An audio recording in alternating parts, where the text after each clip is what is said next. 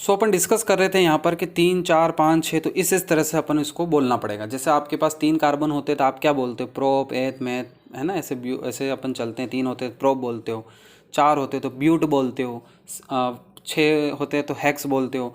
इसी तरह से यहाँ पर आपको ये बोलना पड़ेगा कि 3 मेंबर्ड चेन है, सॉरी 3 मेंबर्ड रिंग है तो ईर बोलना पड़ेगा, 4 मेंबर्ड रिंग है तो इट बोलना पड़ेगा, 5 है तो ऑल, 6 है तो इन, इफ, ऑक, ऑन, इक, है ना, इस तरह से बोलना पड़ेगा। तो फिर क्या करें यहाँ पर, इसको याद करने की एक ट्रिक है अपने पास, है ना, इसको इस ट्रिक के अकॉर्डिंग अपन याद कर लेंगे इसको। तो देखो पहली बात तो अपन को ये पता होना चाहिए कि मिनिमम कहाँ से स्टार्ट होगा, 3 से तो स्टार्ट होगा। तो आप इस तरह से ध्यान रखो कि आपके पास मान लो कि एक कोई टैबलेट है ना, एक मेडिसिन है आपके पास, टैबलेट है, और उस टैबलेट का नाम क्या है, इरिटॉल। क्या नाम है उसका, इरिटॉल उसका नाम है, इस तरह से IRETOL, इरिटॉल उसका नाम है। और वो जो टैबलेट है वो एक बॉक्स में रखी हुई है, और उस बॉक्स का नाम क्या है, इपॉक मान लो, ठीक है, कि इरिटॉल इन इपॉक। मतलब आप अब इपॉक आप ऐसे कहोगे सर इपॉक क्या बॉक्स हुआ, तो आप थोड़ा सा याद करने की कोशिश करना। देखो टैबलेट जो मेडिसिन के नाम होते हैं वो ऐसे ही होते हैं, जैसे इरिटॉल ने, पैरासीटामोल ने, ऐसे नाम होते हैं। तो एक टैबलेट है जिसका नाम क्या है, इरिटॉल, वो एक बॉक्स में रखा हुआ है, और वो बॉक्स क्या है, उस बॉक्स का नाम मैंने रख दिया भाई, उस बॉक्स का नाम है इपॉक, इरिटॉल इन इपॉक, इपॉक, है ना। और ये जो इरिटॉल इपॉक है ये आपके एक चॉकलेट पे रखा हुआ है, आप सबने खाई होगी, एक्लेयर्स करके एक चॉकलेट होती थी, है ना। तो मान लो कि आपके जो ये टैबलेट है वो एक बॉक्स में है, और वो बॉक्स एक चॉकलेट के बॉक्स के ऊपर रखा है या चॉकलेट पे रखा हुआ है। तो इरिटॉल इन इपॉक ऑन एक्लेयर्स, है ना, एक्लेयर, ये चॉकलेट होती थी, बहुत ही पॉपुलर चॉकलेट है ना, बहुत लोगों ने खाई भी होगी ये। तो इरिटॉल इन इपॉक ऑन एक्लेयर। अब इंग्लिश में, इसलिए मैंने यहाँ सब इंग्लिश में लिखा है, आप हिंदी में थोड़ा सा इसको मैं जो प्रोनाउंस कर रहा हूँ उसके अकॉर्डिंग लिखने की कोशिश करना। बाकी आप अगर इंग्लिश में ध्यान रखोगे तो भी कोई प्रॉब्लम नहीं, आप लिख सकते हो, है ना। तो और इसको हेल्प भी होगी क्योंकि ये ट्रिक उसी इंग्लिश में ही होगी आपके। देखो यहाँ पे ये जो IR दिख रहा है आपको, है ना, तो यहाँ मैंने इर हो गया, तो इसके ये कितना भाई 3, 3 के लिए क्या आएगा, मिनिमम 3 से स्टार्ट, 3 से आ जाएगा इर। 4 के लिए क्या आ जाएगा, इट। ऑल किसके लिए भाई, 5 के लिए, ठीक है। उसके बाद इन कितने के लिए भाई, 6 के लिए। इप कितने के लिए, 7 के लिए। ऑक कितने के लिए, 8 के लिए। ऑन कितने के लिए है, 9 के लिए। और इसी, है ना, एक कितने के लिए है, 10 के लिए। तो इस तरह से आप इजीली याद कर सकते हो कि इरिटॉल इन इपॉक ऑन एक्लेयर्स, ठीक है। तो इस तरह से आपको पता चल जाएगा कि ईर 3 कार्बन 3 मेंबर्ड रिंग है तो ईर आएगा, 4 मेंबर्ड रिंग है तो इट आएगा, 5 मेंबर्ड रिंग है तो ऑल आएगा, 6 मेंबर्ड रिंग है तो 6 आएगा, इन आएगा, 7 मेंबर्ड रिंग है तो इप आएगा, 8 मेंबर रिंग है तो ऑक आएगा, 9 मेंबर रिंग है तो ऑन आएगा, एंड 10 मेंबर रिंग है तो इसी आएगा, इक आएगा। ओके, क्लियर है। तो इस ट्रिक से आप इजीली याद कर सकते हो कि यहाँ कितने मेंबर्ड रिंग होगी, तो हमको क्या यूज़ करना है, स्टेम नेम में क्या यूज़ करना है। देन अब बारी आती है किसकी, ये बस सैचुरेटेड है। मैंने आपको बताया था जो आपके हेट्रोसाइक्लिक वो सैचुरेटेड भी हो सकते हैं, अनसैचुरेटेड भी हो सकते हैं, एरोमेटिक भी हो सकते हैं। तो अगर सैचुरेटेड है तो क्या यूज़ करें, अनसैचुरेटेड है तो क्या यूज़ करें, और सैचुरेटेड के साथ नाइट्रोजन है तो क्या यूज़ करें, है ना। तो यहाँ पर थोड़ा सा अपन को फोकस करने की ज़रूरत है। तो देखो, if you have 3 membered ring, है ना, और वो 3 मेंबर्ड रिंग कैसी है, सैचुरेटेड है। If you have 3 membered ring and that ring is saturated, so आप क्या करोगे, सैचुरेटेड का मतलब क्या होता है, सिंगल बॉन्ड, और सिंगल बॉन्ड के लिए अपन क्या यूज़ करते हैं, एन यूज़ करते हैं, है ना। एल्केन आप जानते हो, है ना, सिंगल बॉन्ड होता है तो अपन एल्केन एल्केन कहते हैं। तो अपन कौन सा प्रीफिक्स यूज सफिक्स यूज़ करते हैं, एन यूज़ करते हैं। तो मैं यहाँ पे क्या करूँगा, देखो इट तो लिखा मैंने और पीछे एन लिख देता हूँ, तो क्या हो जाएगा, इरेन, ठीक है।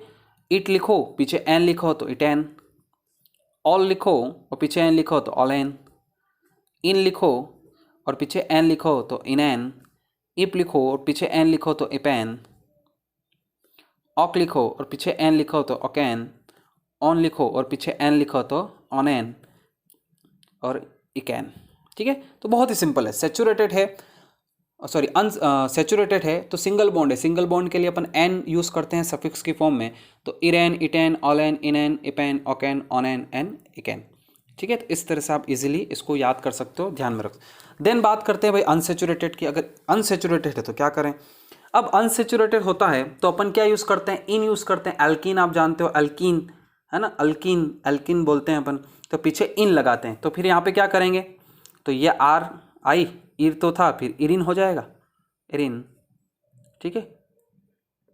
बट यहाँ पर थोड़ा सा आपको फोकस करने की ज़रूरत है। देखो सिर्फ ध्यान क्या रखना है कि आपके पास जो 4, 5 एंड 6 मेंबर्ड जो रिंग होती है, 4, 5, 6 मेंबर्ड जो रिंग होती है, उस केस में अपन क्या करते हैं, पीछे इन ऐड नहीं करते, INE ऐड नहीं करते हैं, अपन ऐड करते हैं ओनली ई।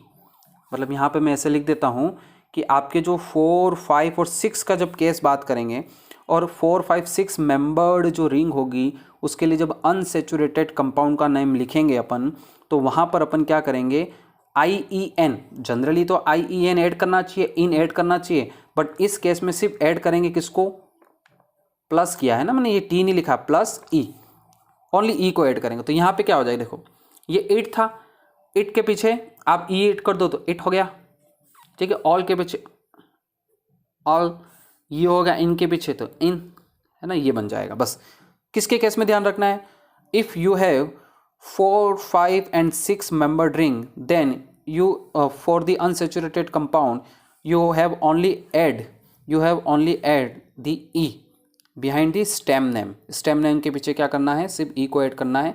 तो मैंने क्या किया, ETE all OLEINE, ठीक है। तो ये थोड़ा सा ध्यान में रखना है अपन को। बाकी फिर नेक्स्ट, जैसे अपन ने थर्ड वाले में क्या किया था, IEN के ऐड किया, ऐसे सेवन्थ वाले में वापस आ जाओ, क्या ऐड करोगे भाई, तो इप होता है और एपीन,